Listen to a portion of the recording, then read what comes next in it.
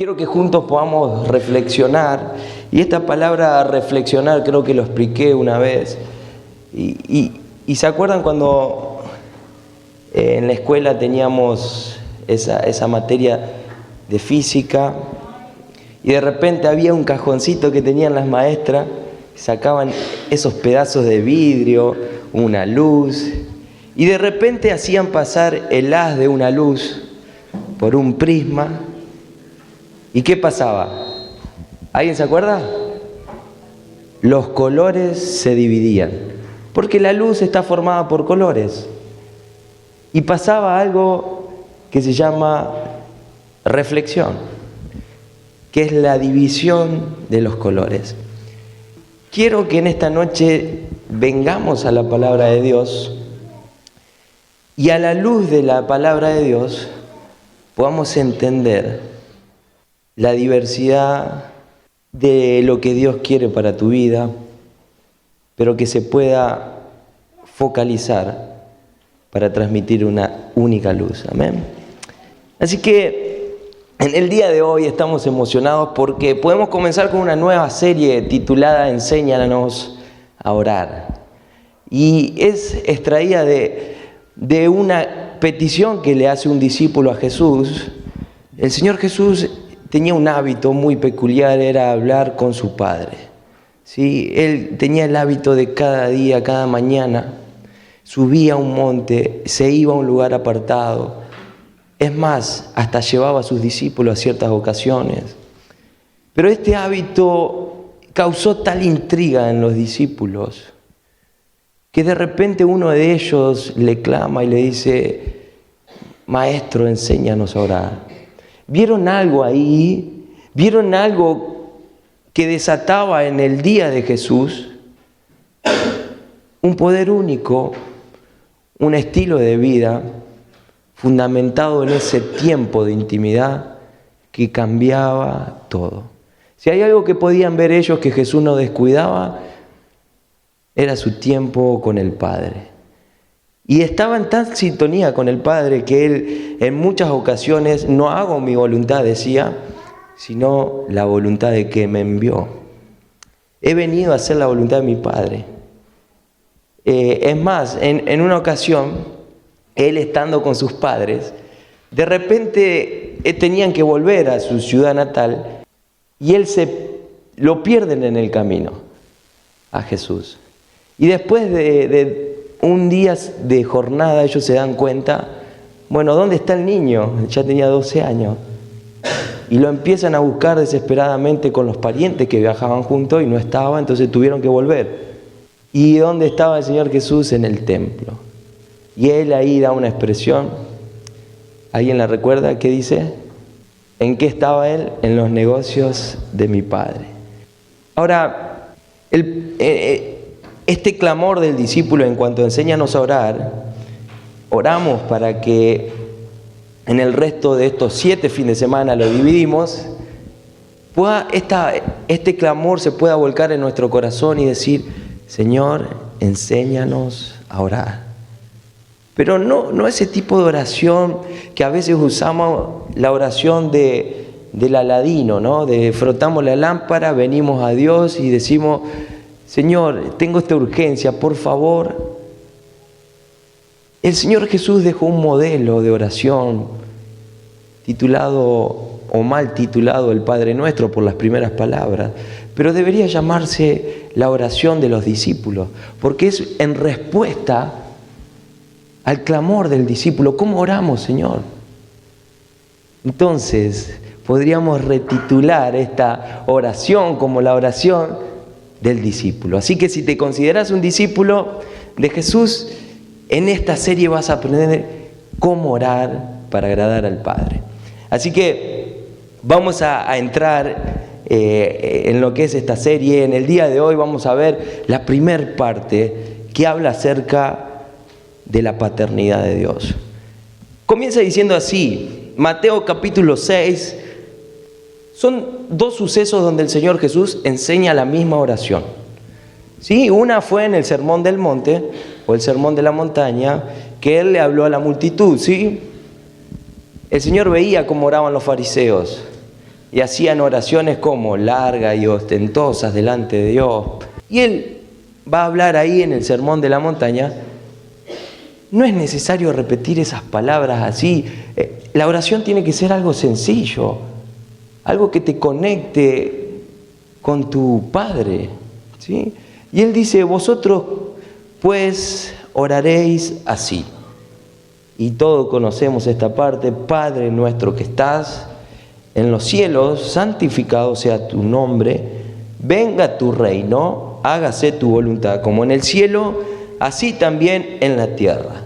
El pan nuestro de cada día, dánoslo hoy, y perdónanos nuestras deudas, como también nosotros perdonamos a nuestros deudores. Y no nos metas en tentación, mas líbranos del mal. Porque tuyo es el reino y el poder y la gloria por todos los siglos. Amén.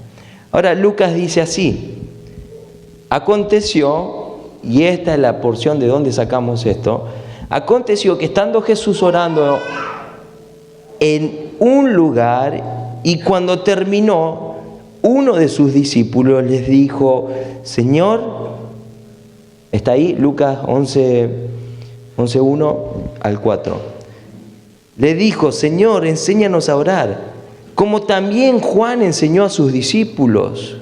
Y le dijo, cuando oréis, decid así: Padre nuestro que estás en los cielos, santificado sea tu nombre, venga tu reino, hágase tu voluntad, como en el cielo, así también en la tierra. El pan nuestro de cada día, dánoslo hoy, y perdona nuestros pecados, porque también nosotros perdonamos a todos los que nos deben.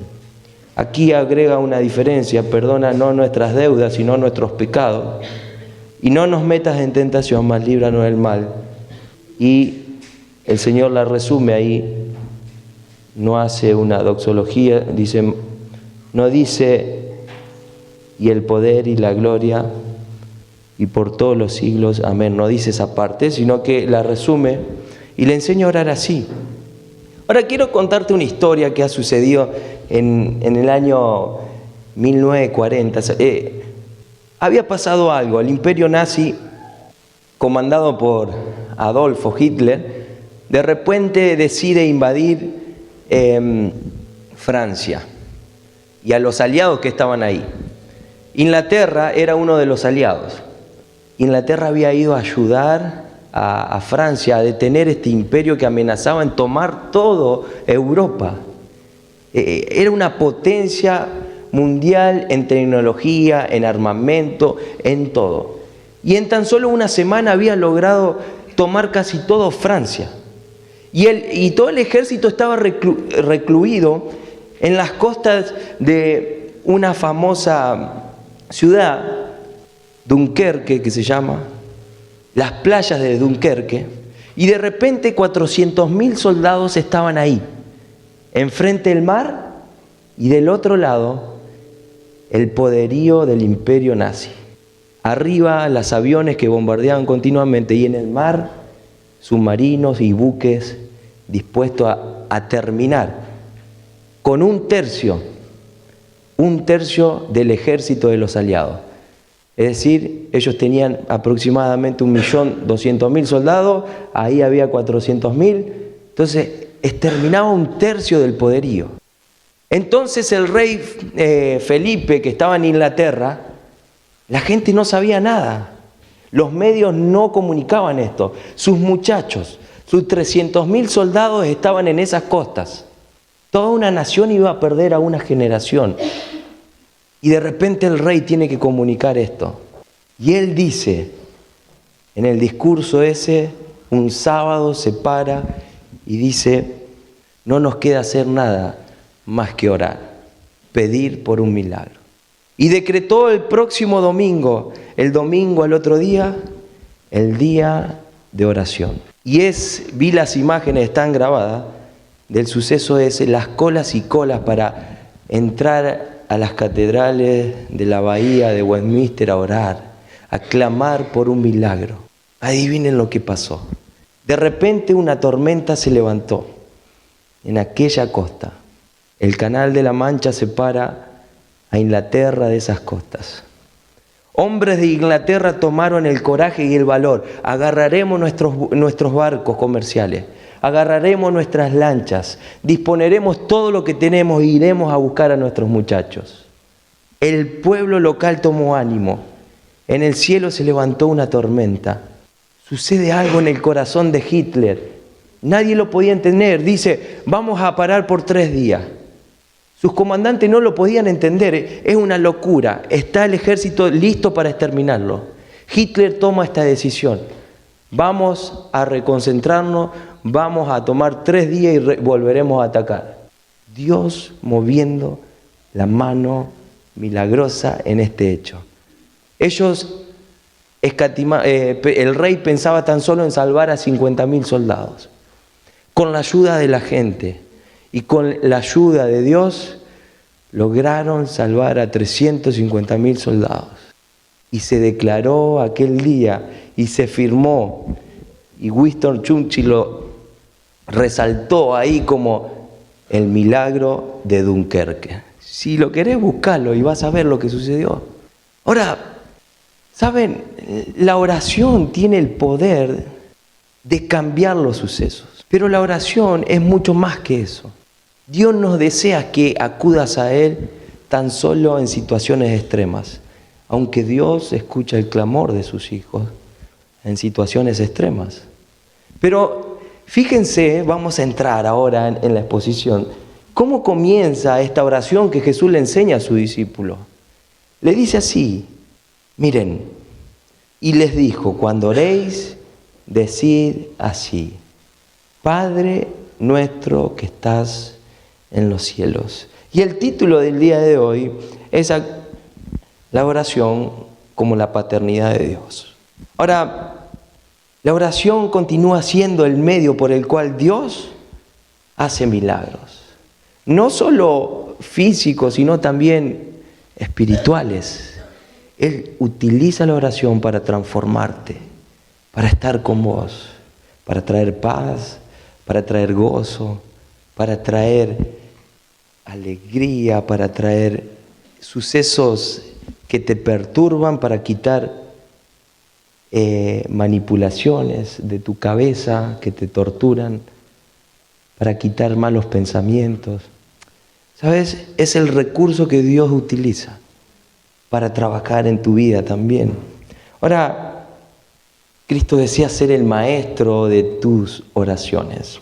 Y por eso todo comienza con la paternidad de Dios. Así que el Señor da un modelo divino para que todo creyente pueda saber cómo orar y qué tener en sus oraciones. En primer lugar, comienza diciendo, bueno, ¿a quién oramos? ¿Quién es este Dios? Y por eso aquí ocurre en primer punto, la revolución de la paternidad. ¿Sabes? Si lees las antiguas oraciones, las oraciones del Antiguo Testamento, no vas a ver a ninguno de los patriarcas orando a Dios como el Padre.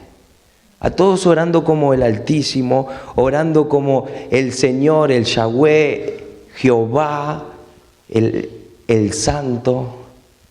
Pero no vas a ver una oración de los antiguos orando al Dios de los cielos como el Padre.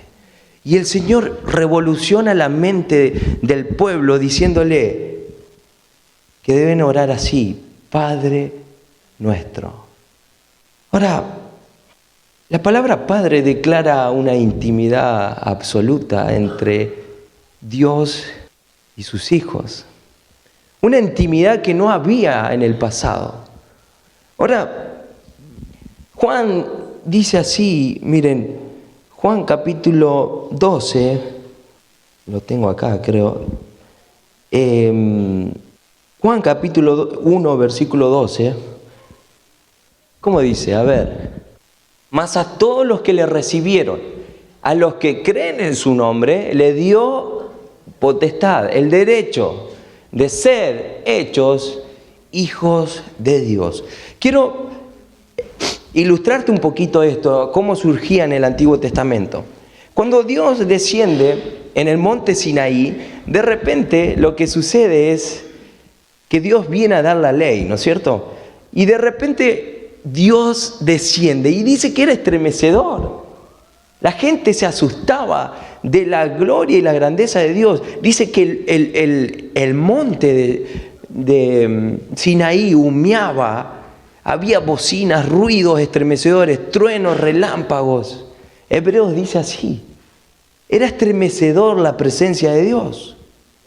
Es más, la gente ruega y llora delante de Moisés y le dice, no, anda vos, presentate vos delante de Dios. Nosotros nos quedaremos acá abajo y adoraremos. Pero no, era estremecedor el Dios de los cielos. Y de repente Dios pone límites y le dice, el que cruce esos límites morirá. Solo pueden subir Moisés.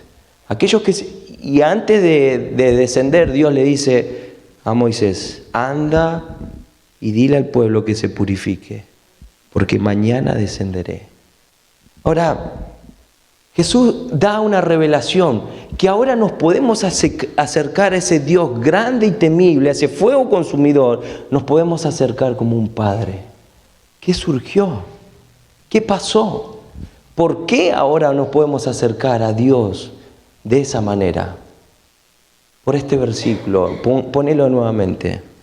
Porque a todos los que creen, a los que le recibieron, a los que creen en su nombre, le dio el derecho de ser hijos de Dios.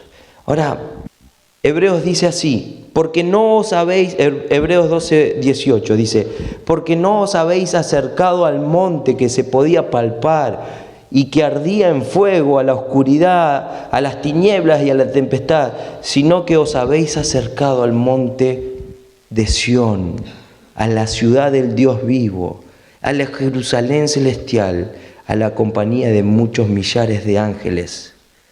Por tanto, Hebreos 4:14 ahora dice así, por tanto, teniendo un gran sumo sacerdote que traspasó los cielos, Jesús, el Hijo de Dios, retengamos nuestra profesión, acerquémonos pues confiadamente ante el trono de la gracia, para alcanzar misericordia y hallar gracia para el oportuno socorro.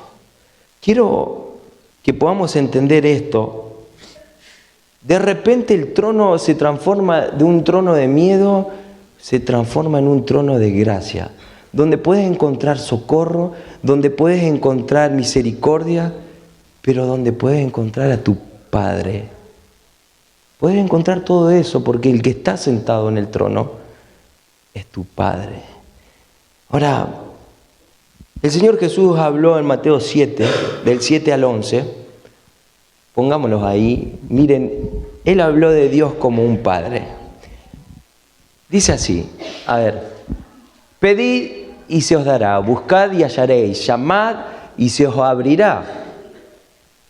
Porque todo aquel que pide, recibe, y el que busca, halla, y el que llama, se le abrirá. ¿Qué hombre hay de vosotros que si su hijo le pide un pan, le dará una piedra? Siguiente. ¿Y si le pide un pescado, le dará una serpiente? Pues si vosotros siendo como malos, sabéis dar buenas dádivas a vuestros hijos, ¿cuánto más vuestro, como figura ahí, Padre, que está en los cielos, dará buenas cosas a los que le pidan?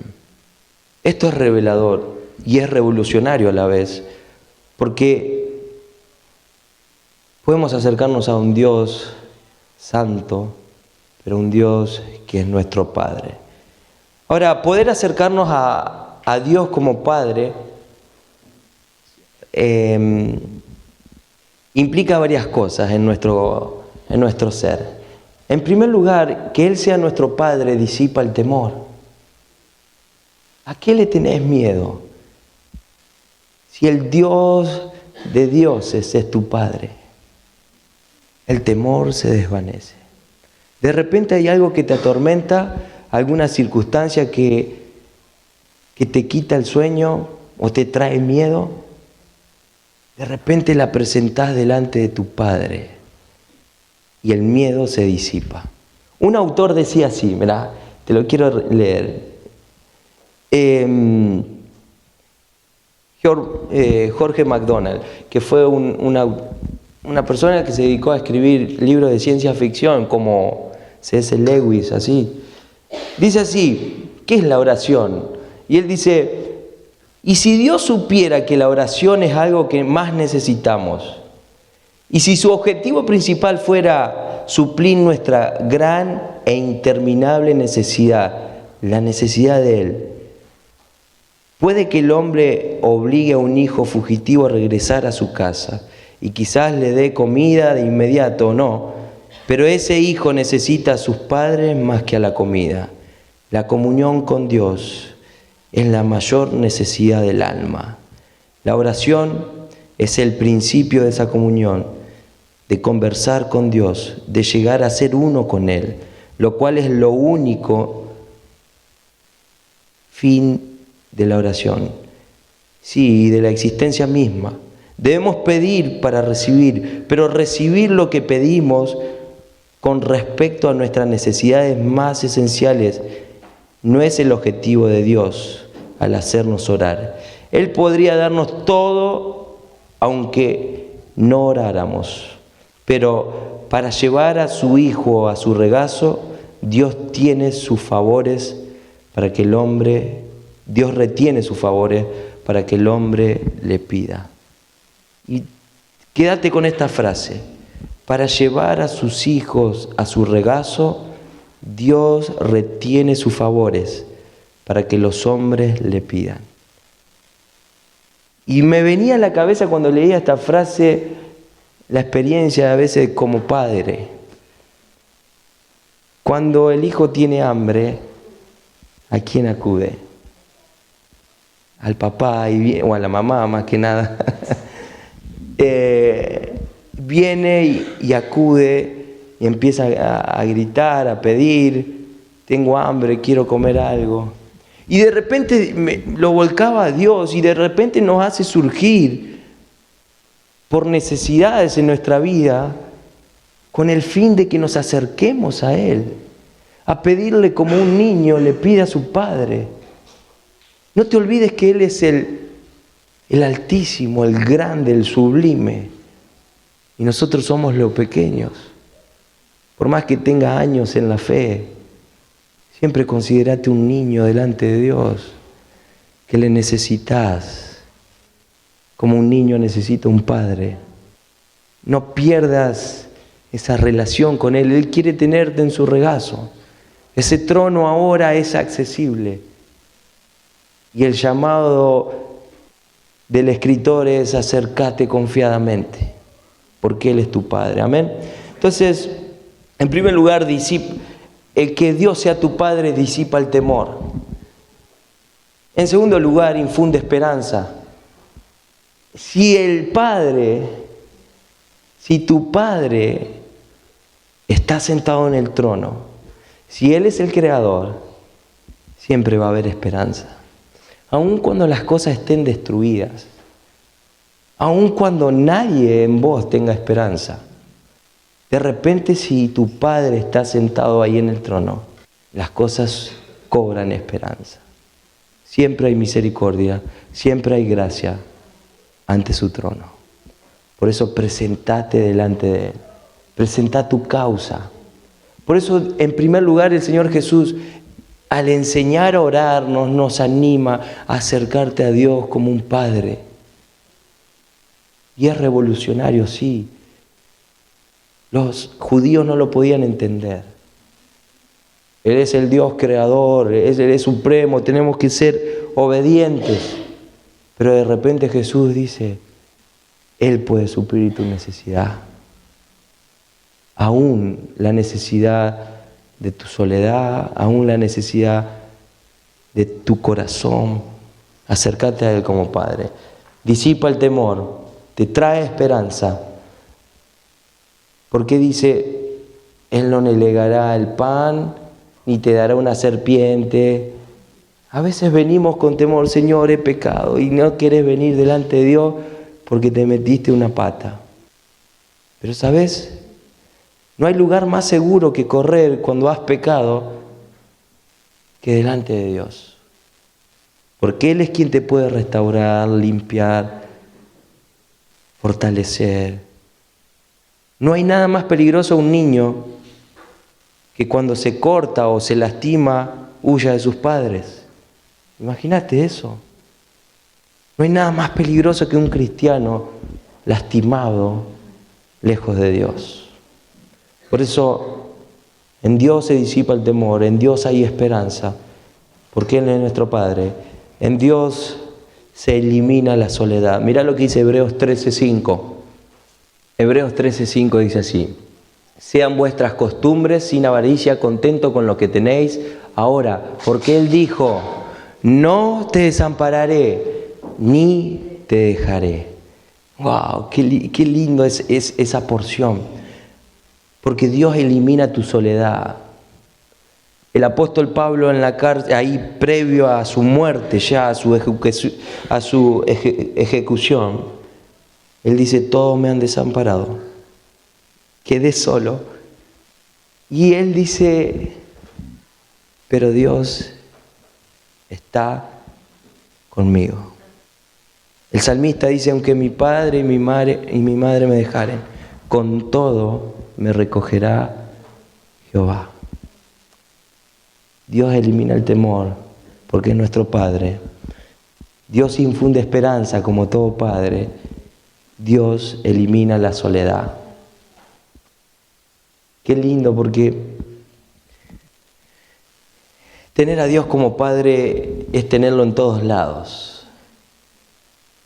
Y es tener esta promesa, no te dejaré ni te abandonaré en cualquier momento de tu vida.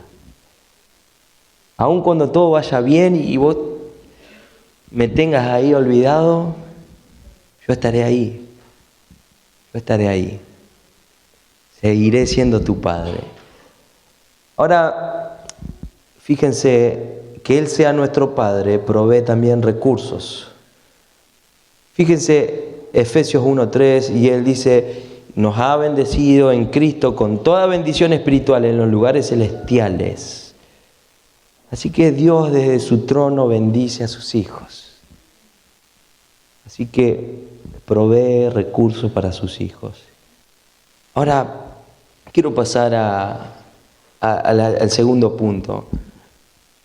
No solo que la revolución de la paternidad, de que Él sea nuestro Padre, que este nombre, es más, los judíos, quiero agregar algo más. El Señor Jesús utiliza hasta en otro momento una palabra más cercana en arameo que se llama Abba. Y Abba Padre, que a veces en unas traducciones aparece. Y esa palabra Abba significa papi o papito o papá. Y habla de una cercanía aún más jugada, más revolucionaria para la época. Que Jesús orara así y que le enseñara a sus discípulos a orar así, estaba trascendiendo los límites. Pero el Señor Jesús estaba estableciendo los fundamentos de una intimidad profunda, única, que Él trazaría a través de la cruz para entrar sin temor, sin miedo, de una manera santa y pura. ¿Amén? Bien, continuamos.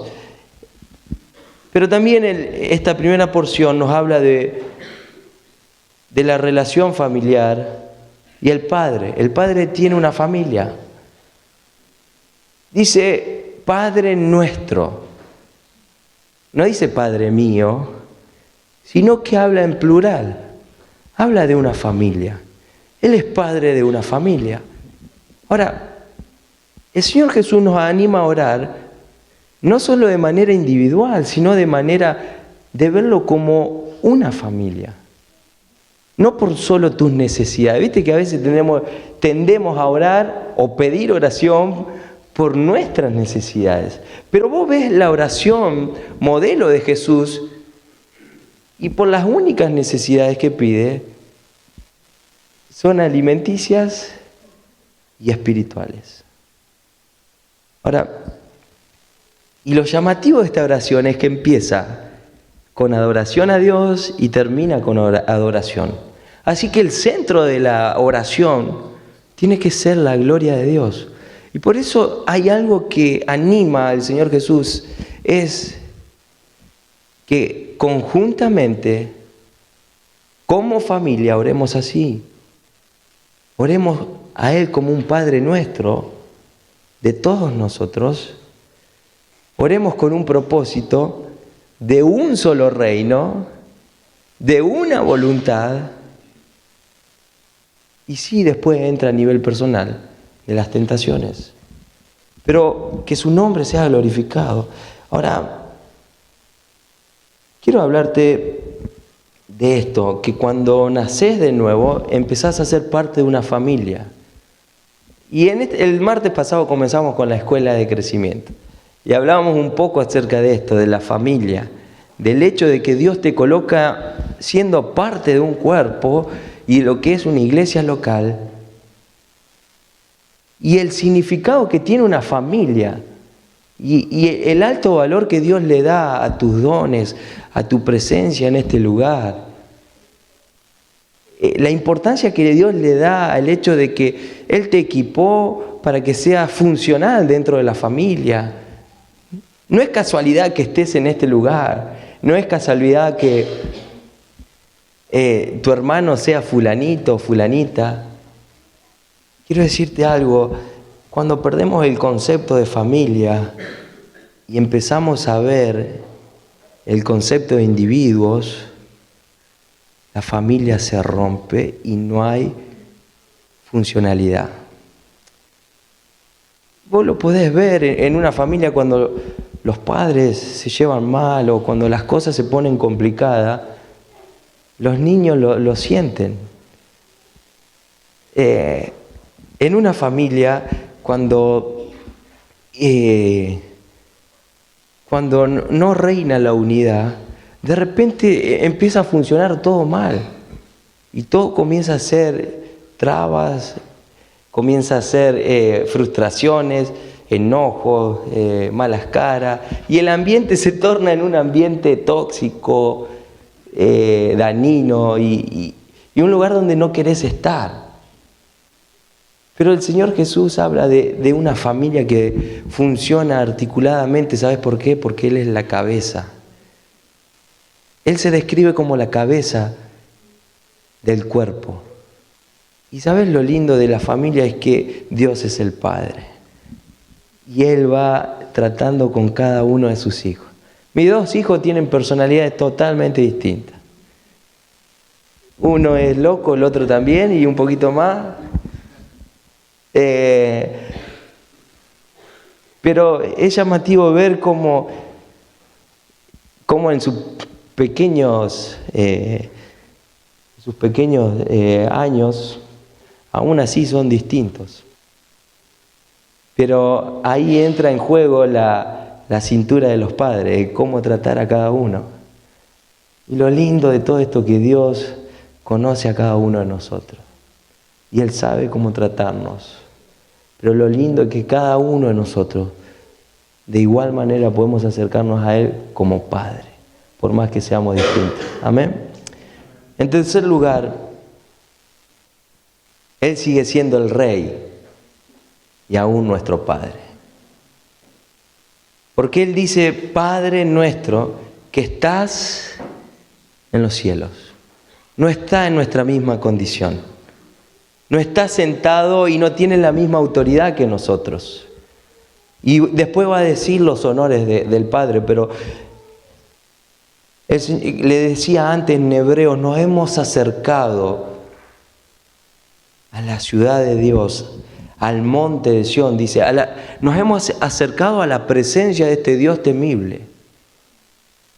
Miren cómo Apocalipsis capítulo 4, el apóstol Juan, de repente las iglesias estaban parecía que iban a ser destruidas por el Imperio Romano. Y Dios trae esperanza a Juan. Le dice: bueno, yo te voy a mostrar algo. Y Dios trae la revelación, Apocalipsis. Y de repente en el capítulo 4 Juan ve una ventana en los cielos. y una voz que le decía, ven, sube acá. Y de repente se encuentra en el cielo, ¿y qué contempla? Un trono. ¿Y quién estaba sentado ahí? Dios mismo. Ahora, hay otro suceso donde aparece el mismo trono con el profeta Isaías, capítulo 6. De repente, el rey Usías muere. Y Isaías y el pueblo decía, bueno, ¿ahora qué se viene? ¿Qué va a pasar? Y de repente Dios le muestra esta misma imagen. ¿Quién está sentado en el trono? Dios. Y de repente los ángeles claman en los dos pasajes, Santo, Santo, Santo es el Señor. La grandeza de nuestro Rey, ¿sabes? A veces tendemos a medir la grandeza de los reyes, por ejemplo, hace poco murió la reina Isabel, por la grandeza de su imperio. Es así, cuanto más grande es el imperio que tiene el rey, más importante es.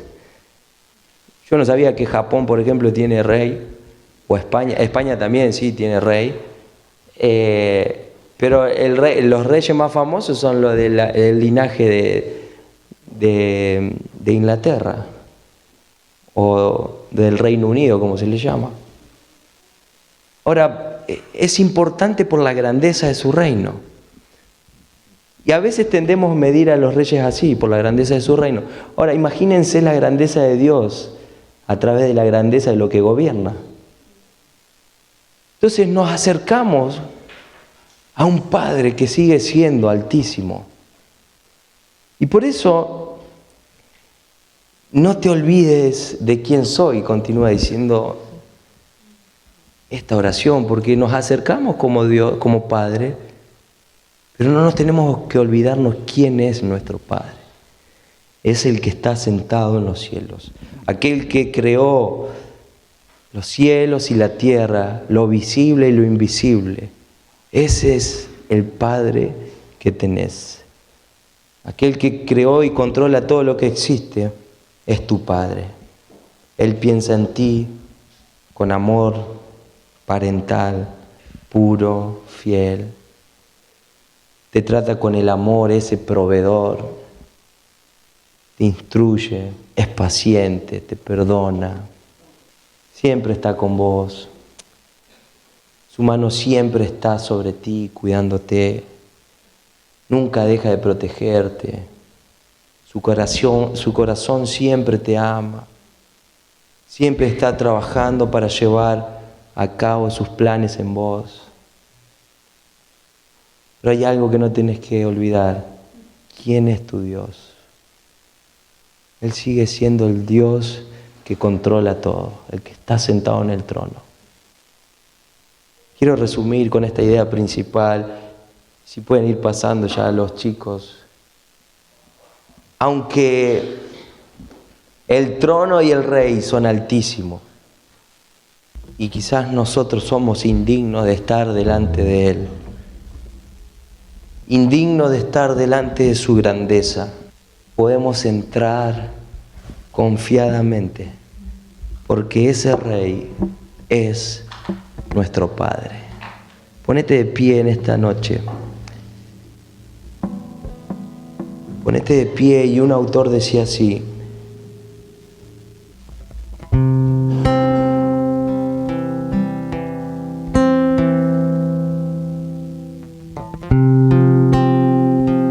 el regazo del Padre. No te olvides que tus necesidades, no te olvides que tus problemas quizás son una invitación a venir a los brazos del Padre.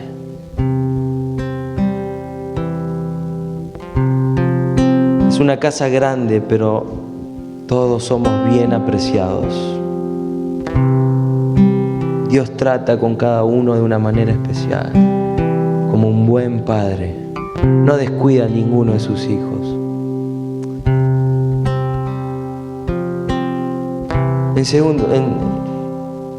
El tercer consejo es: de Dios, no te olvides quién soy. Sigo siendo el Rey, sigo siendo el alto, el sublime, quien controla todas las cosas con el poder de su boca. Aquel trono, aquel Rey, nuevamente te lo digo, son altísimos, y nosotros indignos de tal grandeza, pero podemos entrar confiadamente porque ese Rey es tu Padre. Decí, ese Rey es mi Padre. Decilo ahí, ese Rey es mi Padre. Está conmigo y no me desamparará. Inclina tu rostro ahí, vamos a terminar orando. Vamos a continuar adorando a Dios en esta noche. Vamos a juntar las ofrendas, a orar por ellas y vamos a acercarnos a Dios como un Padre. Y decirle ahí, Padre, gracias por ser como eres, siendo accesible, pudiendo entrar confiadamente. Tú nos deseas pasar tiempo con nosotros. Y nos llamas, nos gritas a través de nuestras circunstancias a venir a tu regazo, traer nuestras cargas, pedir tus consejos. Qué gran Padre eres, Señor. Por eso deseamos aprender a orar, no ponernos en nosotros como centro, sino disfrutar de ti, Señor. Disfrutar de tu paternidad, de ser como eres, de que nunca nos hace faltar nada, de que siempre nos cuidas. Dios, gracias por esta familia, porque tú amas a cada uno de ellos. Y aún aquellos que no te conocen, tú deseas ser su Padre. Sabemos que en este mundo, como tú dijiste, hay otro Padre. Como tú lo dijiste, hay personas que tienen al diablo como padre, al príncipe de este mundo. Es a ellos que deseamos clamar y decir, hay un Padre que no falla. Pero también nos acercamos a ti como el Rey de Reyes, el que está sentado en los cielos, aquel que un día vendrá para reinar eternamente. Te adoramos en esta noche. Gracias, Señor, y te pedimos que en esta temporada, en esta nueva serie, que este clamor del discípulo sea nuestro clamor. Señor, enséñanos a orar. Oramos en el nombre de Jesús. Amén, amén y amén.